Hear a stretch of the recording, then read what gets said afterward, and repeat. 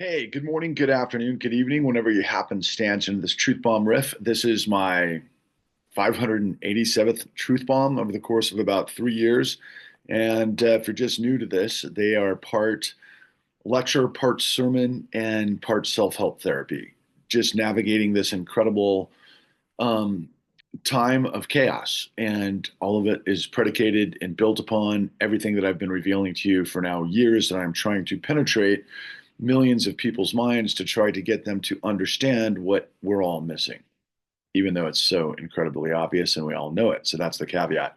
So the subject of today's Truth Bomb Riff is I attended with a friend of mine, actually, the Bernie Let's Fight Oligarchy tour with AOC yesterday and had a great turnout. And this is after a week of the nationwide protests during, of course, the 501, nationwide protests. And then, Bernie has been on this tour for about 2 months now. And I was really curious to go see it because I had seen Bernie back in, well, I guess it was 2016 when he was running for president. Actually, it was probably, yeah, it must have been 2016. And for those of you who have, seen much of what I've riffed about in the past, know that I had done my original, my first documentary film, a film called Forward 13, Waking Up the American Dream, where I had put Bernie Sanders as the closing argument because he had made this speech on the floor of the House right about the time I was trying to put all of these pieces of the puzzle together. And I discovered him just going through YouTube videos at the time, and I had discovered Bernie. It was the first time I'd actually learned about Bernie, and and this is probably about 2012, by the way, and I was blown away because he just happened to hit all the right notes. And all the right notes were what I was seeing and what I was producing in my film. But as it turned out, my film was prologue to everything that came since. Because following that, I ended up producing a series called The Con that you can find for free at thecon.tv, which is a blueprint of the largest criminal conspiracy and cover up in history that never ended. And the reason that's important, those two markers, if you will, is that I've recognized that Bernie has been saying pretty much the same thing since he ran for president and before that. Like I just said, he was on the floor of the House in 2012, giving the same speech. And what happened yesterday was both, I'd say, inspiring to a degree. But at the same time, I went in a little bit hesitant because I knew what he wasn't going to say. But at the same time, the sort of sentiment, the gathering, the importance of having so many different kinds of people come with so many different kinds of issues that we're finding themselves as a part of a broader movement out of their silos under the umbrella of Bernie's Let's Fight the Oligarchy tour. And as always, there was a lot of platitudes, but between he and AOC, and there was some great music in advance, which was really quite amazing. A local band that blew my mind that I hear all the time on Alt Nation, which was really fun. But Bernie, first, I want to kind of comment about the energy. The energy was amazing. There was just, you can feel it out there. And that's this whole thing is this groundswell. It's this like anti-MAGA movement, right? And you kind of look around and you think to yourself, especially those of us who have been in the trenches for a very long time, going really back to the Occupy Wall Street, after the calamity of the 2008 great financial crisis, we had a couple of different populist movements. The first, of course, was Occupy Wall Street, and that would ultimately manifest Bernie. And then we had the Americans for Prosperity Tea Party that would ultimately manifest MAGA and Trump.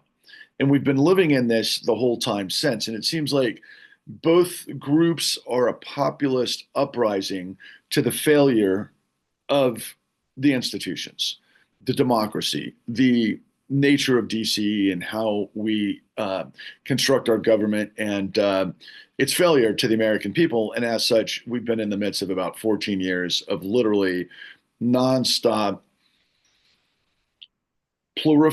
proliferation, if I pronounce that correctly, of people trying to find a sense of place, balance. What are we? Who are we in the grand context of everything that's going on? And so, I went in there yesterday piecemealing in my mind together what I experienced in the 50, 501, hands-off rallies the week before. And as I had mentioned in a previous Truth Bomb, what I found really fascinating about the actual day protest, even though it wasn't the first, it was the biggest on April 1st, I believe. Maybe it was April 5th. I apologize. It was April 5th. And there was other 501 rallies around the country previous to this over the course of the last, I think, 6 weeks. But as I started to try to unpack who was organizing it and what it meant in context to what was going on, I was able to follow a couple of obvious threads to one group being divisible, indivisible, and the other being kind of an inside the Beltway group that started the 50501 kind of initiative that were obvious to me because I sat in on a conference call last week where they were inside the Beltway experts. They know how the system works. They're technocrats. They're not just activists. They work within the system in the government in some capacity under democratic, administrations, most likely with the DNC, and they're an offshoot of it. And so they were, I would say, well funded, plenty of resources, a lot of people within the system that know how to organize. But of course, because of this onslaught of this Trump disaster and all things Doge and all things that took place in the waning months of the actual election in the context of what Ms. Harris was doing and not doing, and what Tim Walz was saying and not saying, and the entirety of just the circus, of course, of MAGA and Trump, and of course those sort of oddities of Trump dancing on the stage, looking like he's in some sort of drug-filled trance, and then saying publicly that we don't need your votes, and then all of the weird things that happen that we've learned after the fact, like suppression of minority votes to the tune of about 3.5 million audited votes that would have been the difference in the election, not to mention other things like anomalies in the system that were absolute impossibilities in swing states, and then other sort of things that I haven't really delved into very detailed wise is, some of the tech stuff that may have been infiltrated by, I'm going to say, Elon's, I don't want to call it SpaceX or whatever, his satellite company is, that somehow infiltrated some of the mechanics of whatever the software was. There's just a whole multitude of things that make us go, what the hell happened? And then you have to ask yourself, well, why didn't Biden and Harris and the Democratic do anything about that? They just kind of caved and capitulated. Next thing you know, MAGA's got Congress, both sides, Senate and the House. And then, of course, they had SCOTUS. And now we're in this onslaught of a lawless presidency. A lawless presidency that, among other things, is attacking Veterans Affairs, which was a big subject of what Bernie brought up yesterday. They're going to apparently fire 87,000 employees of Veterans Affairs. We know that they've gotten inside of NOLA, the science systems of atmospheric weather science. They're nailing Social Security. They're going to try to privatize Social Security. There's a lot of fraud that's going on and has been going on, but it's not from Doge, pardon me, the Department of Government Efficiency, which is an actual institution, and it's not anything. It's just Elon Musk pulling this backdoor as really the president in charge, as a guy who paid for it through the $277 million that he contributed to Trump's campaign, to ultimately get inside the payment systems at the Treasury, to infiltrate every aspect of what they were claiming as waste, fraud, and abuse in places like USAID. And it goes on and on and on and on. And then, of course, some of the big things over the course of the past week, starting with the illegal deportations and, the admittance that the government didn't have the right to just basically, in the I guess in the dead of night, basically hijack or kidnap, I should say, people that weren't affiliated with gangs and just flew them out of the country illegally to this supermax prison that's this offshore prison in El Salvador, I believe, and everything that that constitutes. And then the administration saying first, well, it's out of our hands now that it's in El Salvador, which we all know is a joke because Trump could, do whatever he wants. And that the only reason that the president of El Salvador is in on it is because he's getting paid by the United States, right? And Trump and all things, however that works out. And then, you have Trump thumbing his nose at it was an appellate court order initially to fly this kidnapped person back because they didn't get habeas corpus. There wasn't any due process. And then the Trump administration is ignoring court orders that came from the Supreme Court, on top of getting rid of the regulation or the regulators as it relates to crypto.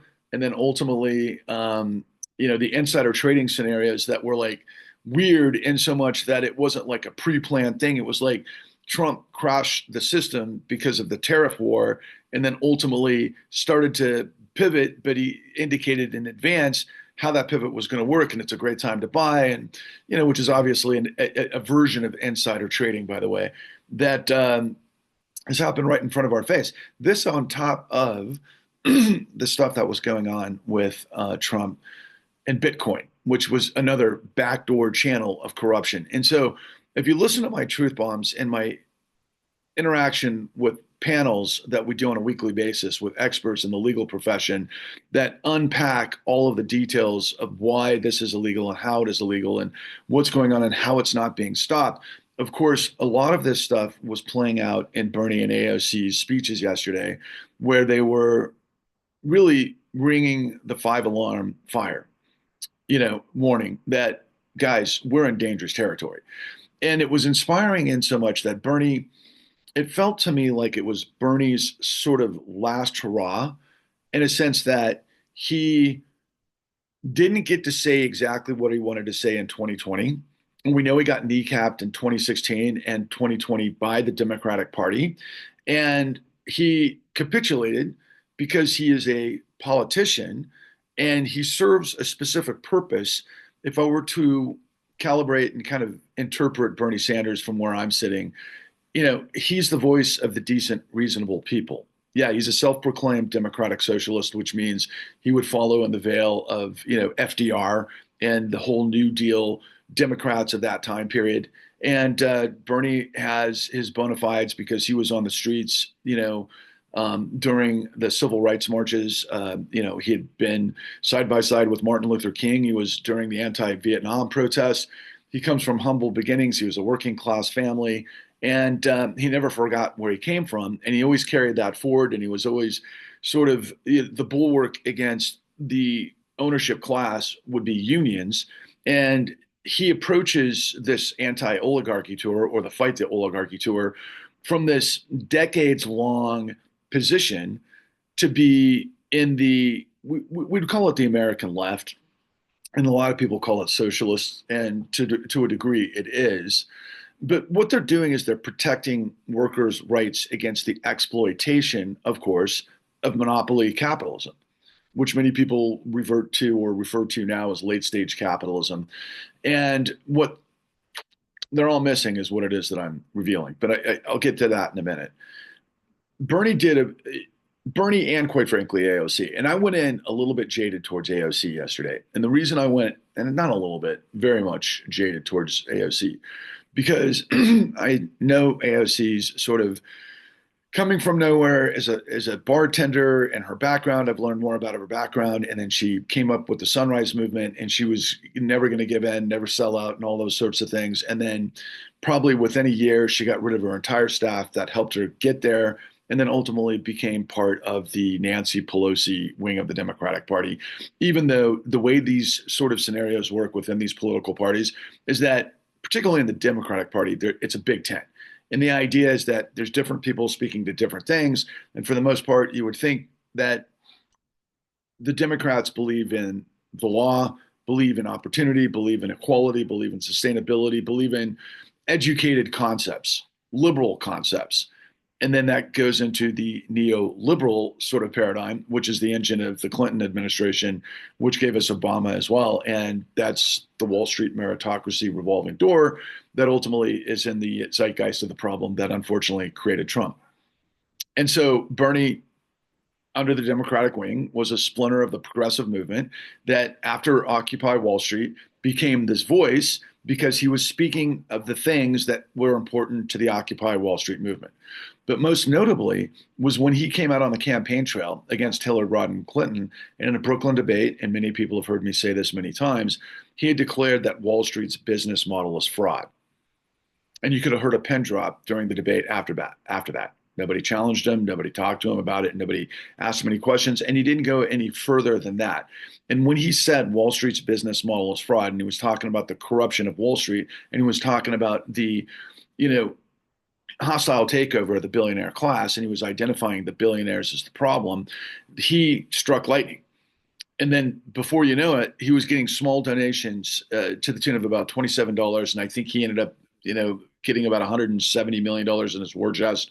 That I know, and I don't know the accounting of this. I don't know how much he spent in the 2016 election. I don't know how much he spent in the 2020 election, but I think that's important to note because, one, I think that people were electrified because he was taking on the billionaires.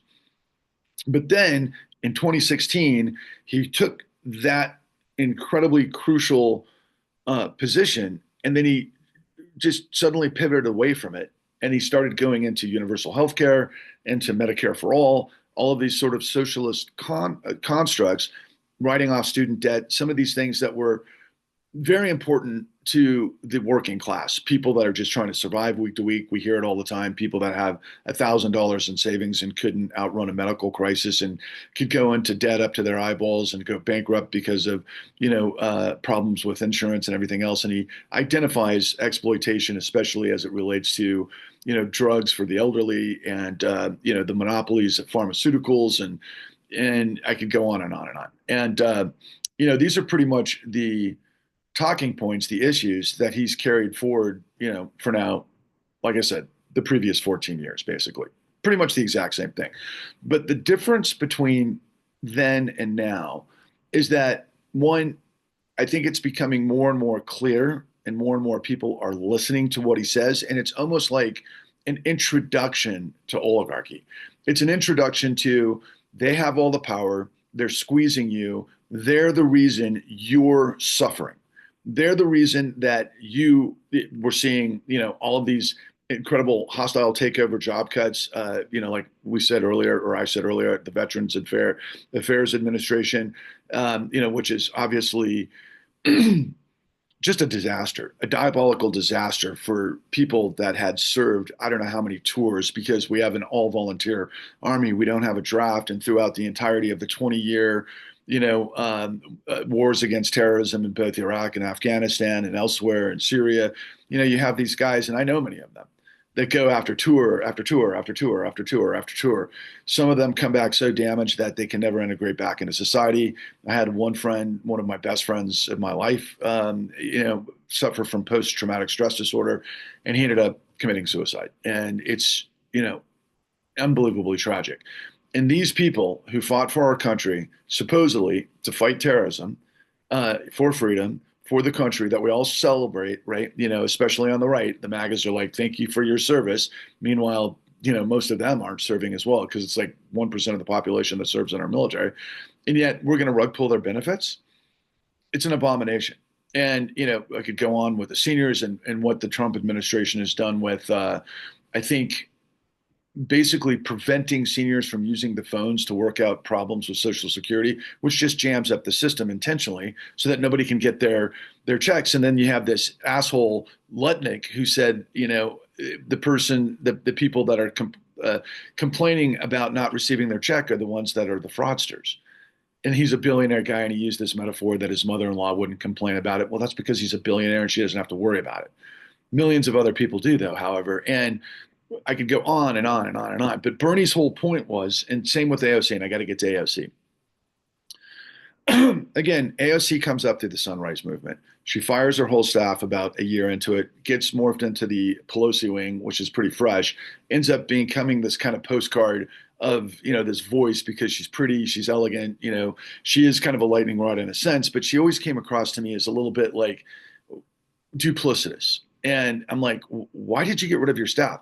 Why aren't you the person who made all of these commitments that you would never cave to the system and you'd fight to the end? And then all of a sudden you're under the Pelosi wing, and then you're attending these galas in Manhattan, big fundraising galas, and you have this dress on that says "tax the rich." And that became kind of a big sort of feeding frenzy yesterday, literally, where people were chanting, eat the rich, eat the rich. And so this becomes this class struggle. And that's what this whole thing is. And yeah, I looked around and I saw people with hats, the red star on the back symbolizing their, commitment to their indulgence, their ideology, whatever, to communism. And there were several of those people, but most people that I saw were a variety of, maybe it was LGBT groups, maybe there were environmental groups, maybe there were women that were protesting the nature of all things, the Supreme Court's war on Roe and a woman's right to choose. And then all of these things that are part of the broader context of the culture wars that literally go back decades now, right? That are all completely under siege, especially technology and science and everything that we know about climate change and the climate disaster and everything that Trump is trying to position with, going to drill baby drill and turning on coal again and all of those types of things. Like every lesson that we've learned for the past 4 decades and the progression to move forward, obviously Donald Trump is kneecapping and AOC and Bernie are uplifting, right? And so AOC goes into the speech last night, and I was really waiting to hear about the details of why they were positioning what they were positioning. And again, I didn't finish my thought about why I was inspired by Bernie because he was there to finish the argument that he's been doing for the past 14 years because Trump is the consequence of what's been going on the past 14 years. In fact, that's what AOC said directly when she told her personal story. Her father had gotten stricken with cancer, and he was super close to her. He was taking care of, her and her brother and her mom, her mom, and he ends up getting cancer. He dies. They were struggling. I think they ended up losing the house. The mom was literally working as I think someone who was cleaning houses or, buildings or whatever. They lived in Queens, New York. And, she got I don't know if she got a scholarship, but I know she went to Boston University, probably a very expensive university. And maybe she had student loans and all those sorts of things, but she had to go to work as a bartender.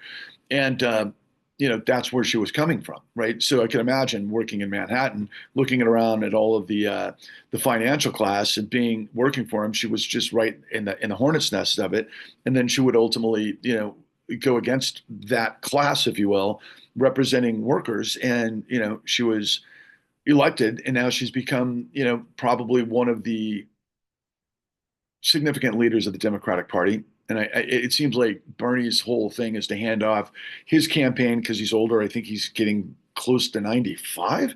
If he is, he's the best looking 95-year-old I've ever seen in my life. I got to check how old he is before we did this because boy, was he vibrant.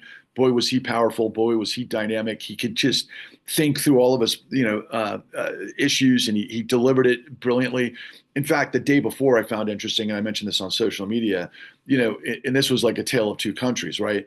On Saturday night, Donald Trump had attended and did his, patented strut into the UFC, and that was in Miami. And that's always the big, everybody's big payday, and all of the bimbos that are with all of these dudes that go sit on the ring side, and everybody celebrates the fights. And by the way, I love UFC, just to be honest with you, but they, because of Dana White, are all in on Trump and Joe Rogan and all that stuff. And so it's just this whole propaganda thing. It's just I mean they a lot of people are referring to Trump as Caesar or Nero or some sort of Roman emperor, right?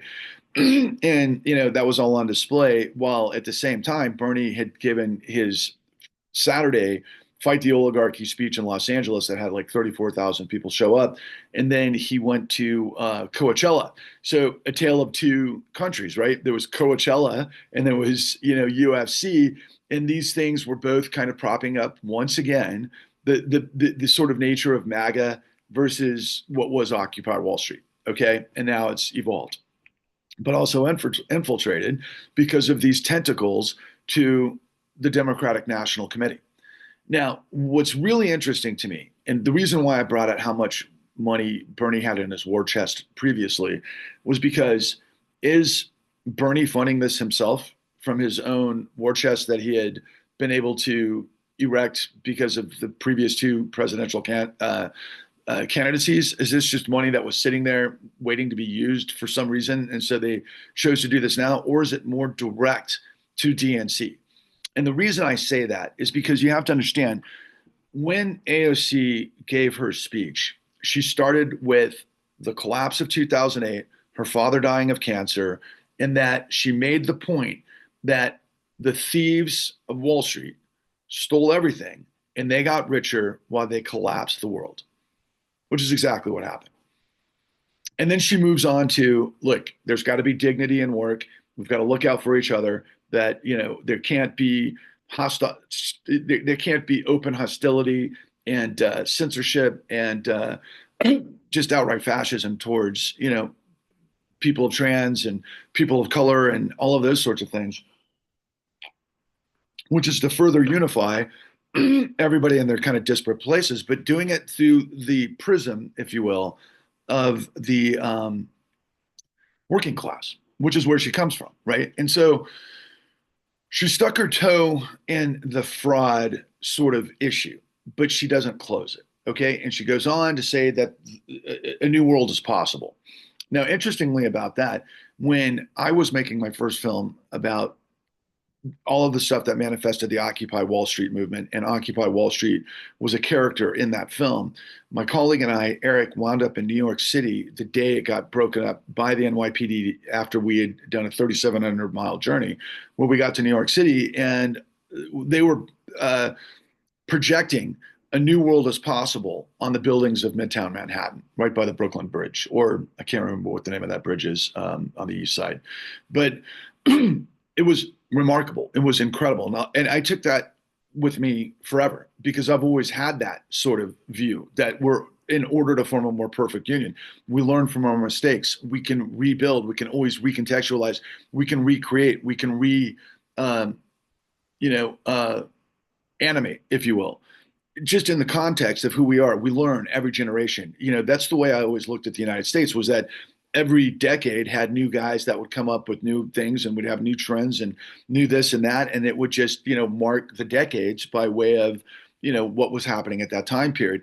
And since the turn of the century, in the 2000s, everything's to be this overwhelming amalgamation of too much misinformation, disinformation, and everything all over the place, which means that we're fractured, right? And so when she's delivering this message, based on the context of where she's coming from, the idea is to uplift people to get courage so that they can come together, that they feel, power in numbers to challenge this MAGA apocalypse, this zombie MAGA apocalypse, like I like to mention it or refer to it. And she really, from a political sort of speech, I think accomplished everything that she'd wanted to do, right? And they're getting good at it now. They've been on this thing for 2 months, right? So, but for what purpose, right? Ultimately, and I'll get into this with Bernie. Bernie takes the stage and he goes through his story, which is equally interesting and inspiring and beautiful, contextually. I mean, there's so much texture there. There's so much rich texture is what I'm trying to say. And he is such a good human being, right? And so he's like, there's no reason why we should have 800,000 people living in the streets, homeless. There's no reason that veterans should have to suffer. There's no reason why we shouldn't have Medicare for all. There's no reason we're the richest country on earth and all of these other sorts of platitudes, that there's the only thing holding us back or the fact that millions of us aren't on the same page going in the direction that Bernie is using to illustrate that the rich are basically taking away from everybody else so that they can get tax breaks. That's pretty much the ultimate sort of aha. And the point that I was making earlier when the crowd started saying, eat the rich, eat the rich, eat the rich, which then, of course, it becomes a class warfare. And that's what Bernie is galvanizing is class solidarity. Literally, that's what he's saying, class solidarity, that we have the numbers going back to the Occupy Wall Street movement. It's the 99% versus the 1%, and that the billionaire class is doing everything it can to squeeze blood from a turnip so that you suffer. And everybody there has a story of suffering in one dimension or another. And that if we came together, we could be the bulwark to break through this complete betrayal of the fraudster. And both AOC and Bernie had referred to Trump as a criminal, I don't know how many times. But unfortunately, without talking about his criminality, again, missed opportunity from where I'm sitting. But they make the point, and everybody accepts that Donald Trump is a criminal, and this is out of control, and that he's turning us into a fascist state, and that we're controlled by the billionaires, and that the only way we're going to be able to get our country back is to take the power back with the numbers. And they're basically gaming it out that, and this is what the Democrats are doing, and this is what the 501 initiative is all about as well, is to rally people so that the Democrats can take back Congress, really. And if they could take back Congress, maybe we could get an impeachment of Trump and, maybe stall this thing and get the law back and maybe get judges back in, so that the system is supposed to operate the way the system is, based on separation of powers, based on the integrity of law, and yada, yada, yada. And it's all, an upswell, and it's positive and it's important. But at the same time, it's like, okay, from where I'm sitting, they're missing the most important part. And if Bernie delivered what I'm delivering, what I'm about to say now, at the sort of crescendo of everything that he was laying out, there would be a completely different outcome.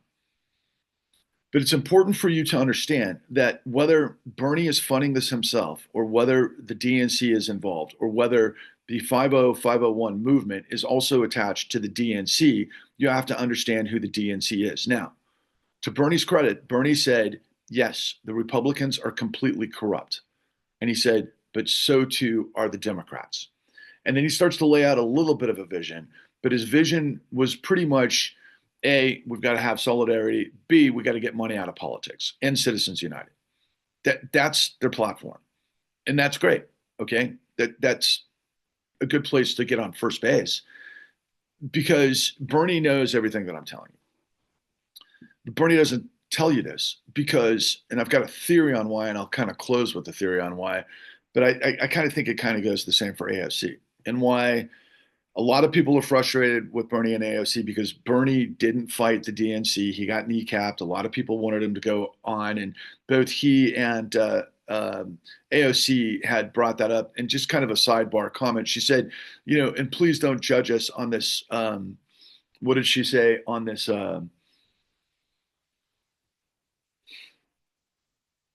It's kind of like, like a perfection test. Nobody's perfect. It's like, I can't remember what the threshold word that she said was, but her intent was, and what she was saying, read between the lines, is we're not perfect. We don't claim to be perfect, but the problems are so exponentially huge. We have got to come together. We have got to get the news cameras on us, the helicopters. We got to see nationwide. We've got to, inspire other people to come to the table, and we got to have this national groundswell of the American people become the bulwark against this fascism that the billionaire class and this transactional face of corruption Donald Trump represents, right? But then again, this is what they continue to miss, which is what I've delivered nonstop through 587 truth bombs, which I provide in my work at thecon.tv, which leads us that the con.tv is the blueprint of the largest criminal conspiracy and cover up in the history of the world. It's season 1. I had intended to do season 2 of the con because I've got hundreds and hundreds of hours on the shelf, and I was forced because I got quashed by the system. And by the system, I literally mean BlackRock. There's a lot more to it than that, but I'll just leave that there. And I ended up doing a podcast called The New Untouchables, where I laid out a lot more information that brings this thing full circle.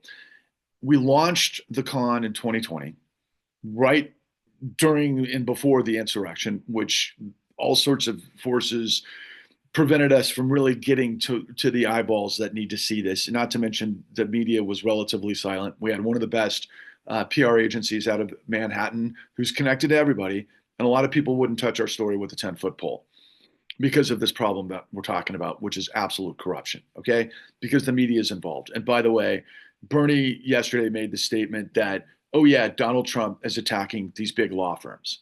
Yeah, as we've established in many of these conversations, he's attacking the big white shoe tall building law firms that protected Wall Street in the greatest criminal conspiracy in the history of the world that never ended, that then made the opportunity for Donald Trump and the consequences. And by the way, AOC was saying the same thing from a standpoint of people, you need to understand this didn't just happen overnight. This is decades in the making. And Donald Trump is the absolute consequence and predictable consequence, considering everything that, they were revealing in the direction we've been going this whole time. So Bernie Sanders arrives at that statement, right? That it's the oligarchs that are the problem. They have complete control. They're exploiting you. They're bleeding blood from, squeezing blood from a turnip. They're doing things illegally, and they have absolute control. And Donald Trump is train wrecking the United States. And for us to get it back, to save Veterans Affairs, to save school teachers, to save our education, to save science, through, save the earth through the climate, that we come together in class solidarity and we become this huge movement to be able to overcome MAGA at the voting booth. That's this whole play, right? Meanwhile, I don't think we're going to have a free and fair elections again in our lifetime. Now, I don't think they can stop, meaning MAGA and Trump and everything else, what happens on a statewide basis, except that many states are red, and so they could corrupt the system the same way we've done it on a federal basis, and there's all sorts of ways that can potentially happen. So there's still hope. And I think there's still enough Democrats in power with judges that were assigned by Biden that can do certain things that, stop, this incredibly fascist takeover of everything that we are in the midst of everything that Trump is thumbing his nose at. But again, to emphasize the point, I don't think we're going to see at this stage. I think this is only going to get worse. I think that we're going to see more and more protests. And I think that's what Trump wants. And I think at some point, Trump's going to bring out the tear gas and maybe worse. And he's going to do exactly what he didn't do during the insurrection at the Capitol. And he's, with all of these other things, waiting to imprison people and get people out of the country, whether they're immigrants, on some sort of allowed here because they've done all the proper paperwork and whatever sort of category they fit into, or even citizens for that matter, that can be disappeared. That was, a huge piece of what they were talking about last night. Yeah, we're seeing it in real time. This is happening right before our eyes. You can't etch a sketch this. You can't pretend this isn't happening. We're here to tell you that it's happening, and only together can we stop this because we're the power of the people. The people are the power. And yeah, all of that stuff's true. But imagine, if you will, if Bernie and AOC delivered what it is that I'm about to tell you, especially when they had people like at the highest level of the crescendo because the energy was palpable. I'll tell you that. So imagine Bernie goes through his whole thing, and all of a sudden he says at the end of it, and by the way, the reason all of this happened is because the billionaires destroyed the world, they were bankrupt, and illegally the Federal Reserve backdoored tens of trillions of dollars illegally to float the billionaire class that just destroyed all of us. And the courts were in on it, and all of both parties were in on it because we had to save the global economy, and we flushed tens of millions of people down the tubes, which is, of course, which constitutes who we are. Now, to the young audience, they're not even aware of this stuff. They look at 2008 as something in the rearview mirror of ancient history. They don't even know what it is. They have no idea what happened. To those of us who lived through this, and many people who are in the media spotlight think they know what happened. They don't know what happened. Again, like I just said, what would have happened at that group, that rally, or rallies across the United States if Bernie Sanders said, and by the way, these guys backdoored Congress, which has the power of the purse and the authority of the Constitution to provide, because we're a sovereign currency and they can finance anything they want. And by the way, that's important distinction in terms of Bernie's tax the rich sentiment. is that we don't need to tax the rich necessarily because we're a sovereign currency and we don't fund the federal government with taxes, which is what Bernie knows. Now, we have to have taxes, and that's very important and crucial to the whole dynamics of our economic system based on sovereign currency and what may be something we just lost, the incredible positioning of being the global reserve currency and all that constitutes, okay? Which is under threat right now, especially as of last Friday, because the bond market was tanking. I don't know what it's doing right now. I'll address that briefly. But again, remember what would have happened in that arena last night and all around the country when Bernie delivers this message, when he says, and by the way, the billionaires stole tens of trillions of dollars illegally that the government was complicit in because they used the Federal Reserve to float the capital markets, and they did so illegally to paper up the largest criminal financial fraud in history that used the courts to destroy millions of people. That's led to all the suffering that we're all protesting. Not to mention, gave the opportunity for the forces of the fossil fuel and coal industries and just the polluters to make a big comeback through Donald Trump, and that Donald Trump's entire economic paradigm, whether it's tariffs or anything else under the sun, is to enrich himself based on corruption. His tariffs are to get countries to pay him directly. And the people that are going to be in the mix of privatizing Social Security, they're just thieves. They're stealing from the government. They're stealing from these systems so that they enrich themselves, while again they're completely collapsing the middle class. They want to collapse education. They want to collapse science. They want to collapse the law for equality. So no people are protected, and they create these culture wars to create this fascism. That's all predicated on corruption. So again, Bernie Sanders didn't say that. He hasn't said that ever since he said Wall Street's business, small is fraud. He can call them criminals. They can say that they stole it, but they can't say who did what, when, and how much they got away with. That's what I'm telling you. And then his vision is tax the rich and that we got to get rid of Citizens United. Okay, that's not complicated, is it? That's pretty fucking easy to understand that. But let me tell you, it's a lot more complicated than that, but it's relatively simple to understand because it's not rocket science, it's racketeering.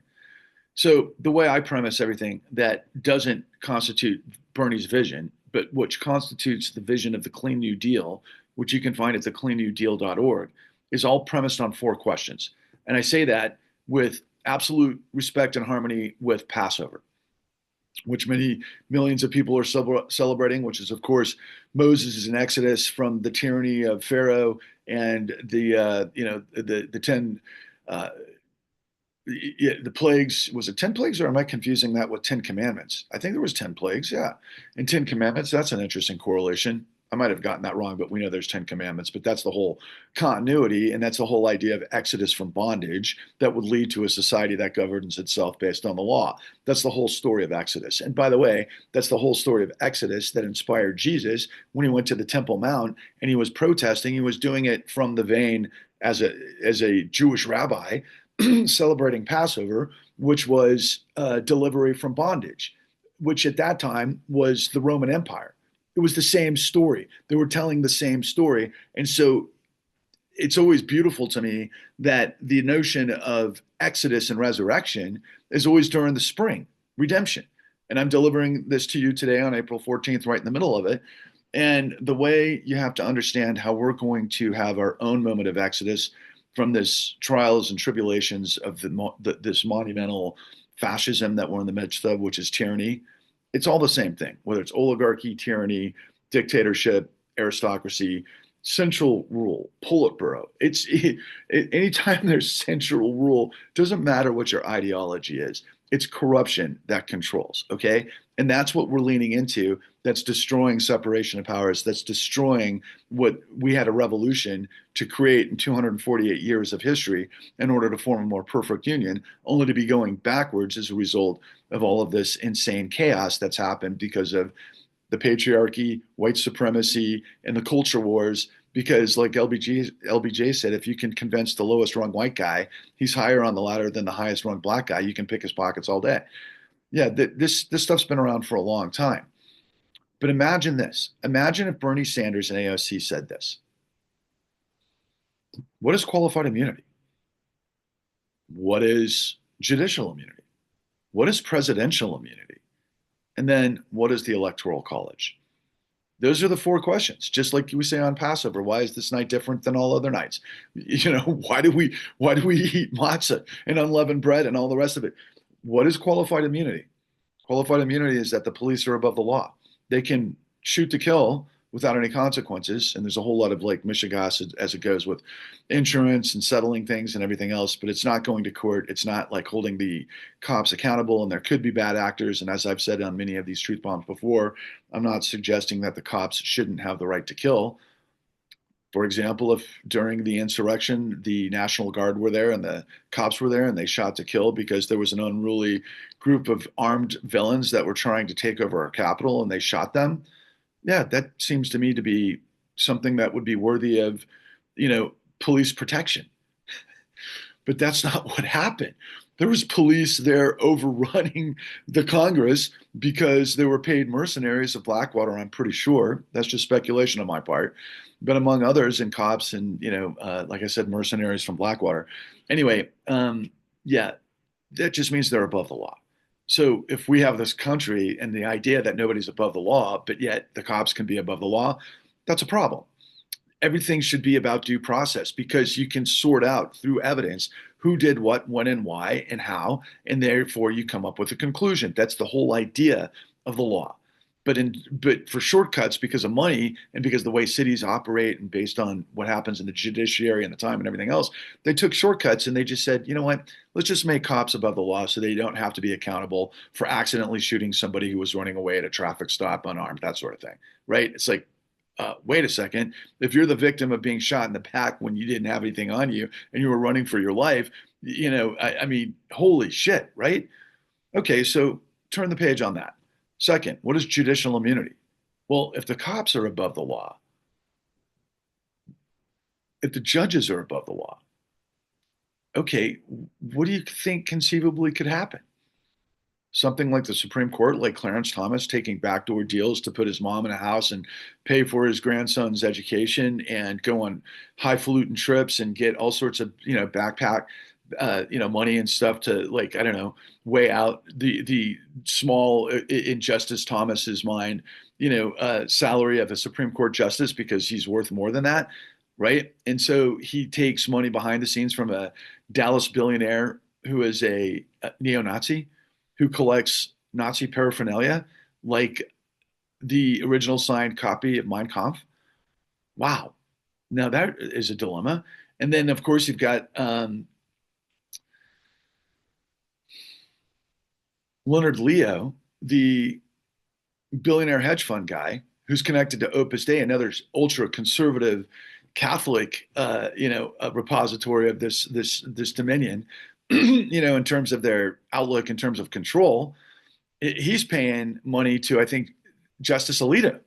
I think that was a direct correlation. And who knows if Roberts has got himself into any scenario, but Kegerator Kavanaugh, I can only imagine what's in his background and so on and so forth. And if we didn't know this stuff from the crack work of Jesse Eisinger and ProPublica, we wouldn't know that billionaires had hijacked the Supreme Court years ago, quite frankly, maybe decades ago. But that's why we ended up with reversal of Roe v. Wade. And also, of course, the worst of the worst among many things. But what? Making the president a king?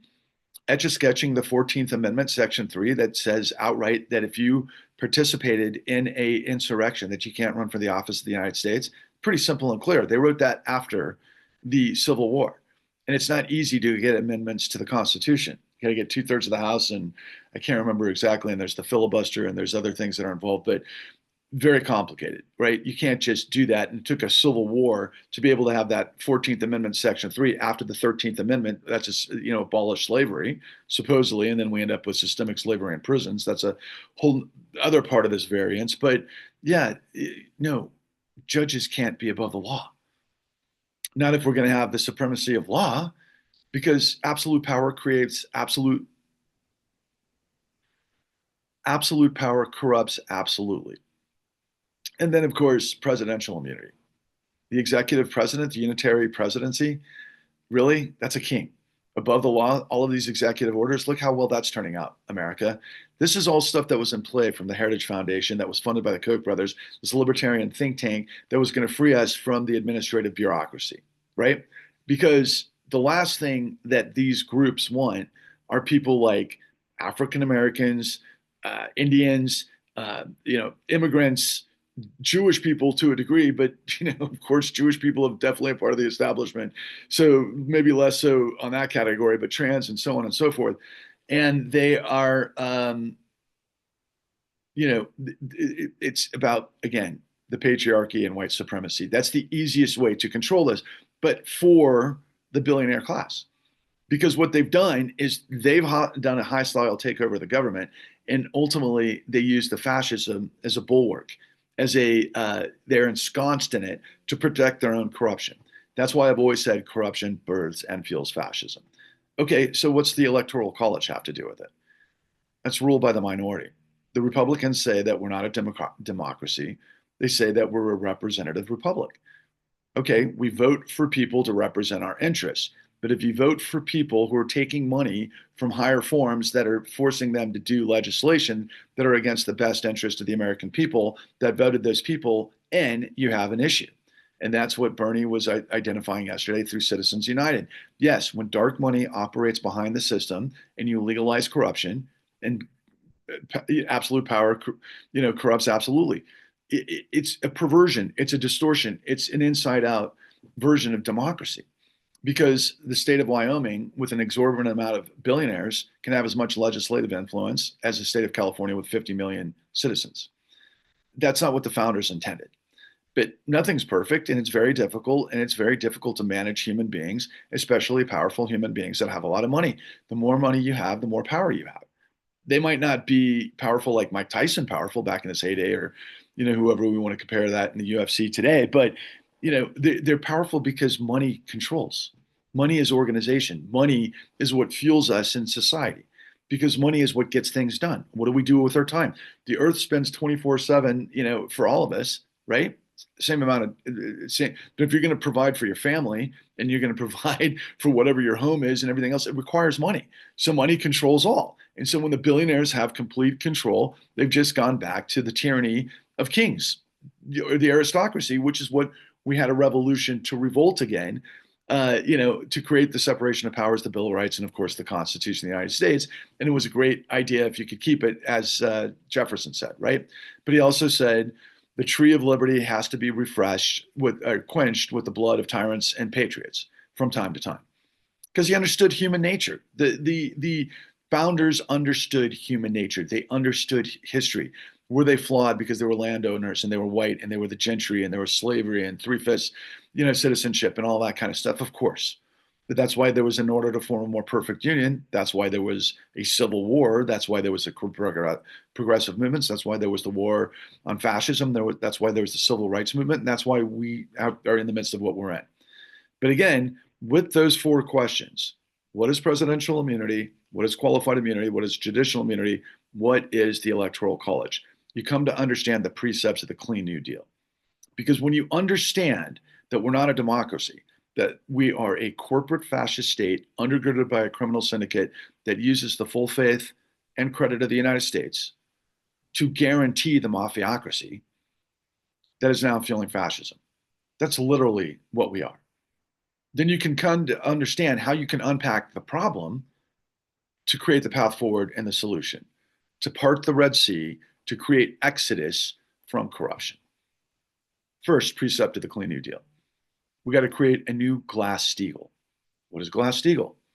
Glass-Steagall was a law and a regulation that came out of Depression era United States after they figured out what created the Great Depression, and they decided we got to separate commercial banking from investment banking.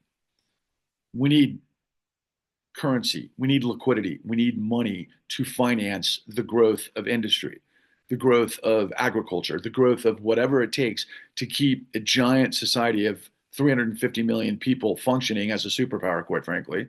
And we should have smart people figuring out all of the problems, of which we do, but now there's a war against that because of all things Trump. But Within the context of what I just said, we need a new Glass-Steagall Act to separate commercial banking and investment banking to prevent financial institutions from gambling with other people's money.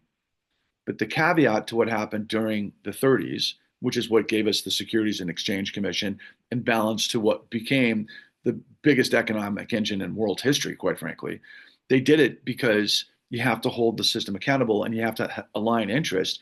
And this is the most important thing based on everything that I'm telling you that Bernie Sanders isn't telling you. That when you separate commercial banking and investment banking, you got to let the market live and die by its own decisions. You can't create, through exigent lending, a guarantee to prop up racketeering, global racketeering, which is what our securities industry and our financial industry has become. That's what we show you in the con at thecon.tv. It's the blueprint for how the whole system works because you got to think of it as an assembly line, particularly in real estate.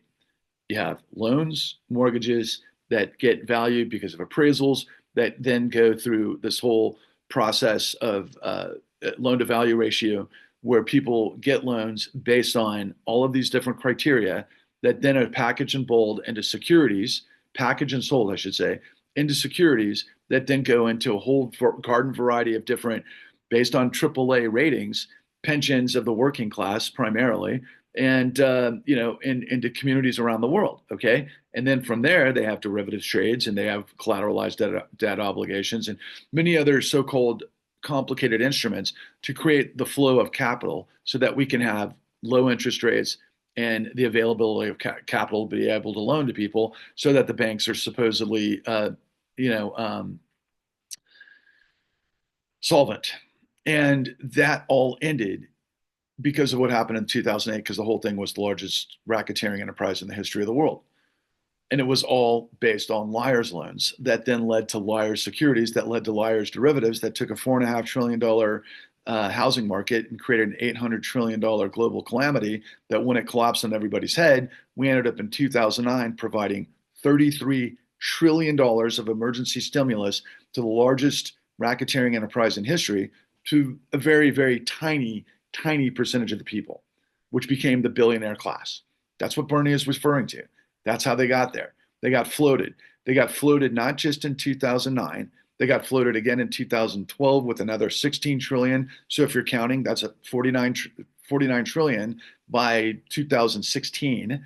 And then we ended up providing another 22 trillion for an unrelated matter that was a repo run from SoftBank, and that was all pre-COVID, but that was another 22 trillion. So that's 71 trillion dollars. Our GDP is about $25 trillion. We're the largest GDP in the history of the world. The 2008 great financial crisis created a crater of a $42 trillion hit to the economy and GDP. And then, of course, we gave $71 trillion to the guys that destroyed the world.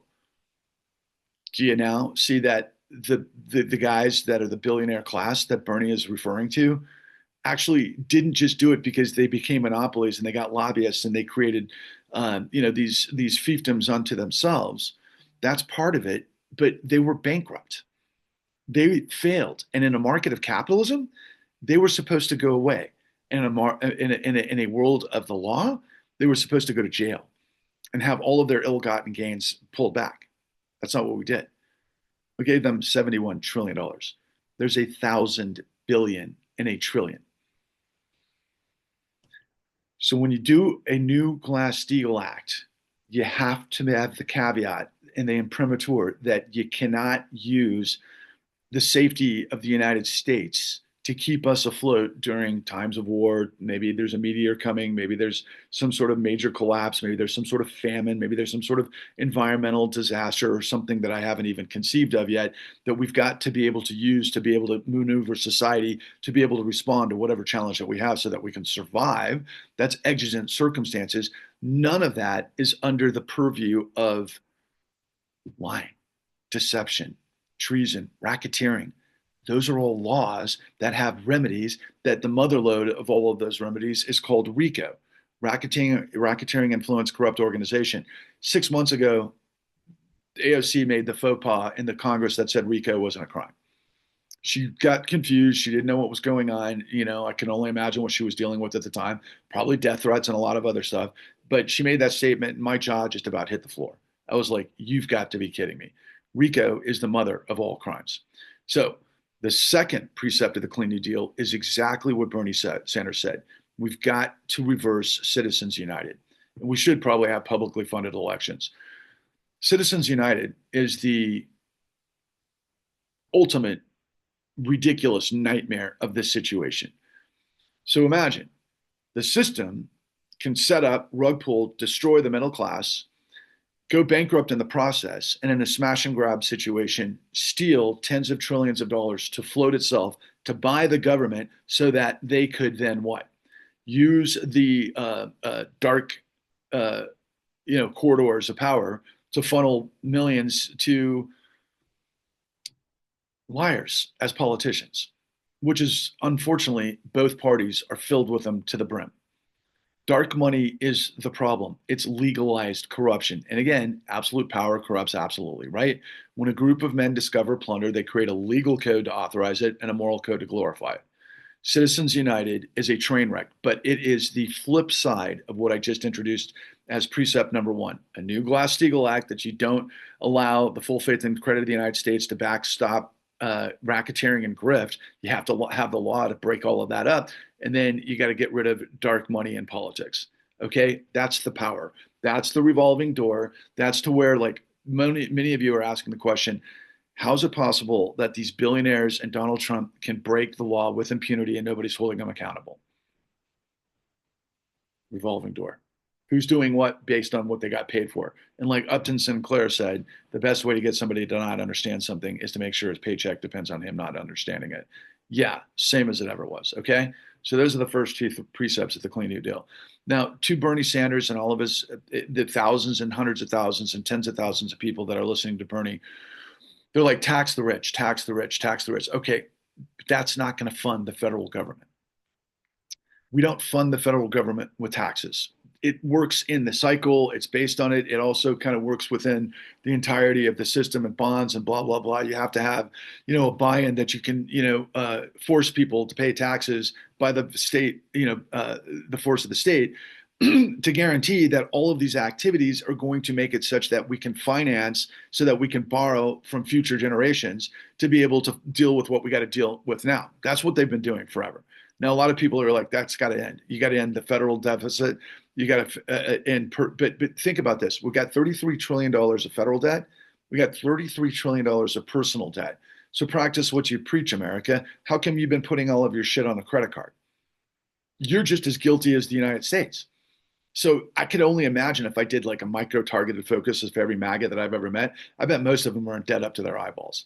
Oh yeah, so you're going to say the federal government's got to get its balance in order, but that's not the way it works. The way it works is that we have productive capacity. If you have a country that's functioning, where you have a vibrant, dynamic, fluid middle class that can spend money in the economy, the entire economy functions. It doesn't function when you choke everybody out for the benefit of the few at the top.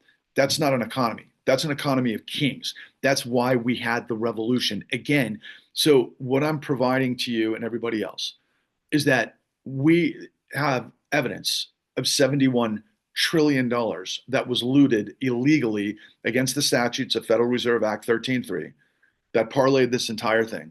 That is the reality that you're looking at, that owns the law, and the Supreme Court that does not hold power to account, which is the entire premise of the United States. But I continue to tell you, and imagine if Bernie said this yesterday, we have a starting point of $71 trillion to reboot education, to reboot our energy infrastructure grid, which would create millions of jobs, which would create more productive capacity, which would then stimulate and juice the housing markets and, of course, the markets and everywhere else.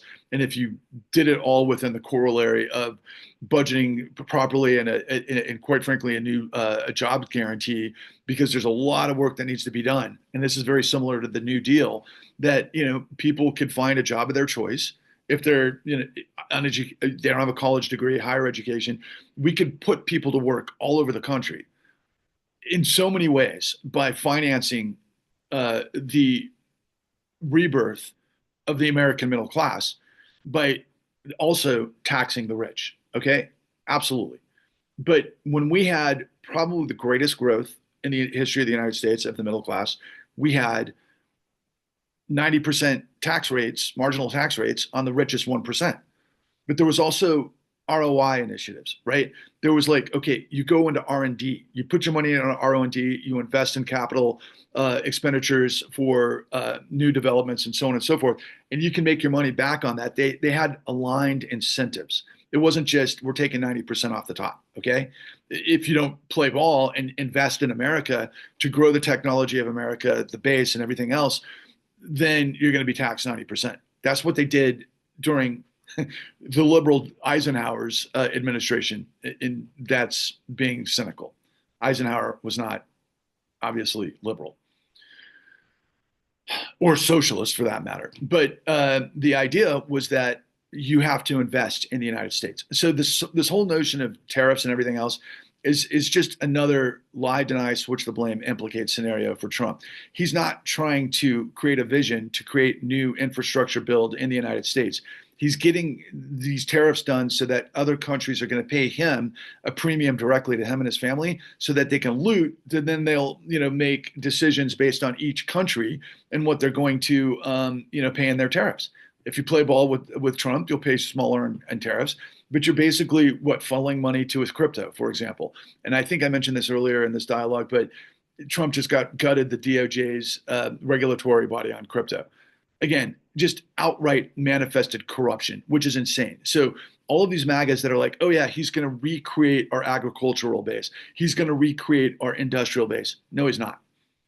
No, he's not. And you don't just flip a switch. And by the way, today, which is probably going to trigger markets like crazy, I read right before I hit record on this that China is withholding all of these rare earth minerals, which apparently they're the only ones in the world that have these that we need in semiconductors and all of our tech, whether it's our phones or our fighter jets. So yeah, there's that. And I think China's probably got us over a barrel for many other things because we have outsourced everything for the course of 4 decades.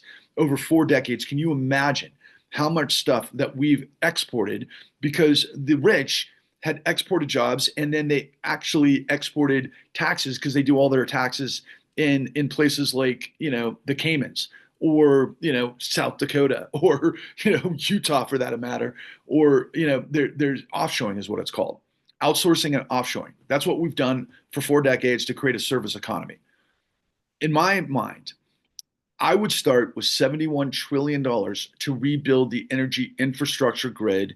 And of course, education, science, recontextualize the tax code and so on and so forth. But how about throw millions upon millions of dollars into the Department of Justice, maybe tens of millions, if not hundreds of millions, judicial capacity to hold corruption to account? We're talking tens of trillions of dollars being looted all over the world from our system that's going into the coffers of the uber rich. Yeah, that would be one of the scenarios. And we could really mark all of those out as we go forward. But you just need to understand as the third component of the Clean New Deal that the precept says that you got to understand that the billionaire class walked with $71 trillion, and that's a starting point. Where are we going to get the money? Is that going to hemorrhage, create more national debt? Is that not if you create more productive capacity, because everybody's paying taxes into the system. So that would create, the balance. That would create, a balanced federal budget, quite frankly. I can imagine in the long run, but you don't really, you want a deficit spend. A government that's deficit spending is increasing is investing in the economy to create the productive capacity, the infrastructure grid. And to put it into context, I've seen numbers for years and years and years that to rebuild the energy grid of the United States as opposed to go back to, coal and drill, baby drill, take about $7 trillion. $7 trillion for 350 million people as opposed to $71 trillion for maybe 300,000 people. But it did benefit the top 10%, I can tell you that. We floated the top 10%. Bottom 90% went down the drain, okay? And all of these collateral, situations that are going on that are just absolutely horrific. But those are the first 3 precepts of the Clean New Deal. The next 4 precepts of the Clean New Deal just mark off what I said. We got to get rid of qualified immunity. We got to get rid of presidential immunity. We got to get rid of judicial immunity, and we got to get rid of the electoral college. We got to have a democracy that functions. That's the only way that's going to happen. And you also have to have an educated class, and you also have to have, quite frankly, a fourth estate in media that tells you these things that I'm telling you, but they're not telling you because they're all in on saving their own ass. Just like these white shoe law firms that were protecting Wall Street that now Donald Trump is attacking. It's absolutely absurd. And so the final two precepts of the Clean New Deal are what AOC was saying yesterday. But I've got to kind of take this to the next level. AOC was like, we got to end insider trading in Congress. Yeah, she's like, everything we just saw from this tariffs, buy the dip and everything else. How many people in Congress are buying it? It's supposedly all illegal, right? But the Democrats have been doing this for a long time. Nancy Pelosi was saying, yeah, we take part of the capitalist system. No, you don't. When you front run as somebody who writes the laws, you can influence the outcome and then you get a piece in the upside. So you're working for the companies that you're pumping their stock. Does that make sense? And so if that's the DNC that, is like what, trying to tell you that they're not Donald Trump, they're all playing the same game. It's a class warfare is what it is. It really is. And I used to always hate that notion because I'm an entrepreneur. I really am. I'm an entrepreneur like Walter White, if you want to know the truth. If you want to know America post 2008, a great mind bender to that journey is to understand Walter White and the great series Breaking Bad. Yeah, he was an entrepreneur forced into that situation, and he was a competitor, I can tell you. I share some of those characteristics, okay? Minus the fact that I'm making blue crystal meth. That's not what I'm doing. But I'm also a lot like Thomas Shelby. If you wanted to understand Europe after World War I through World War II, Peaky Blinders is a fantastic representation, and Thomas Shelby was, quite frankly, a democratic socialist, honestly. Yeah, and he's an entrepreneur too, right? So those are kind of flawed characters that were trying to live up to the ideal and be good guys in the midst of a lot of bad things. Yeah, that's the world, right? But AOC is saying we've got to end insider trading. Yeah, we do. That goes for both parties. And it's really hard to stomach listening to it's all about Trump and know that that's the wing of the Democratic Party that you played ball with. And now you want me to believe that a whole world is possible. And I believe that, but at the same time, not without saying the things that I'm saying.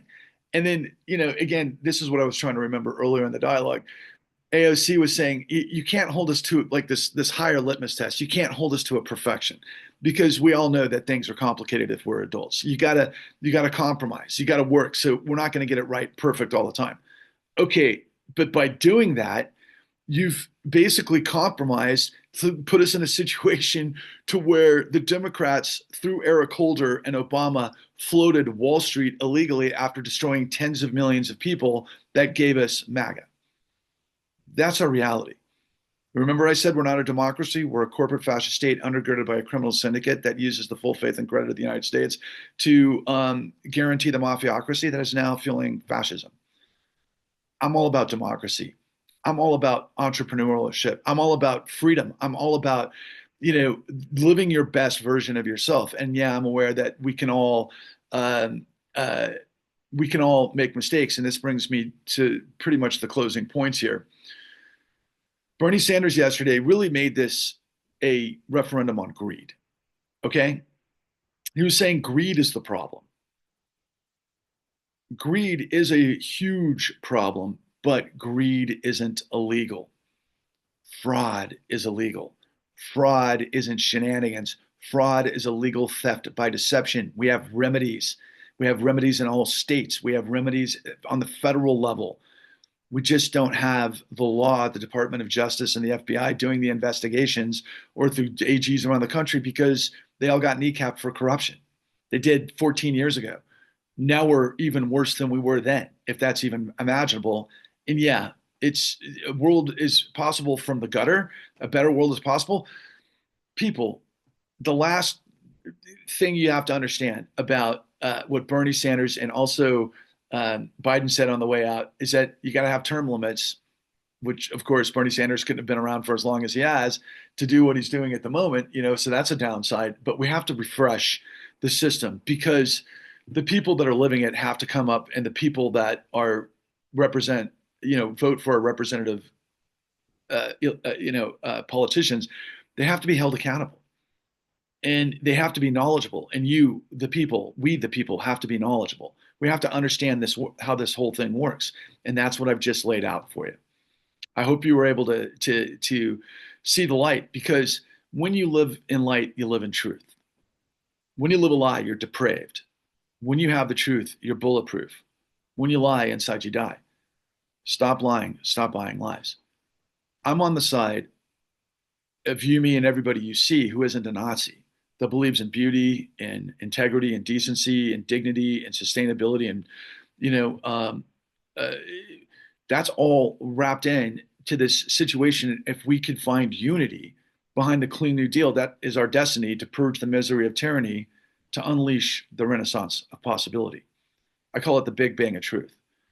And the only way that's going to happen is if millions of you, like Bernie said and is saying, but millions of you, us, you plus me equals we the people, come together with the Clean New Deal based on the con, to understand this great awakening, to redeem the dream, to purge corruption through the Clean New Deal, and truth is marching. When you become a nuclear reaction vector to the Big Bang of truth I'm revealing, you become a force multiplier to force the light of truth into the darkness of the wicked and depraved. That's what Bernie Sanders didn't deliver to us. That's what Patrick Lovell is delivering to you. I hope you'll find the time to share this. I hope you'll find the time to re-listen to this, and then follow the Yellow Brick Road to my work in the con at thecon.tv and my work in the Clean New Deal. We can do this together if we do. I think everything is on the line, and it is literally the time to part the Red Sea, exodus from corruption, because if you stay back and ignore what I'm saying, you're going to drown. That's really the bottom line. God, I will talk forever. Thank you for listening. I appreciate it. Look, I've been pushing this boulder up the mountain by myself, but if millions of you join with me to push the boulder of truth to the top and we push it over the other side, it's going to be the biggest boulder of truth in history to wipe out the bowling pins of these billionaire liars, so that we can create this new world that AOC has said is possible. Yeah, it is possible. We can do anything, and anything is possible. But you have to have courage. You have to fight for it. You have to find the light. And I swear to God, if you help me penetrate the Bernie nucleus, if you help me penetrate what they're saying to fight the oligarchy, we can actually beat the oligarchy. Thank you for listening. Onwards and upwards.